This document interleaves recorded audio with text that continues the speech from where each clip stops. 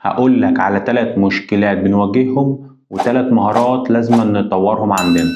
ال3 مشكلات: التشتت، وهي عوامل داخلية عندك وعاملة لك توتر وقلق وده بيمنعك من التركيز. التسويف، هو تأجيل المهام المفروض نقوم بيها رغم انك عارف ان ممكن يترتب عليها اضرار سلبية. إدارة الوقت، او ممكن نقول سوء إدارة الوقت، بيترتب عليها صعوبة إنجاز المهام وتراكم العمل عليك والتأخير والإجهاد. والتلات مهارات: التخطيط، وهو البروسيسنج اللي انت بتعمله وانت بتاخد القرار، بيساعدك في تحديد أهدافك المستقبلية. بناء عادات جيدة، هو تحويل سلوك جديد إلى أفعال تلقائية من خلال التكرار والالتزام بيها يوميا.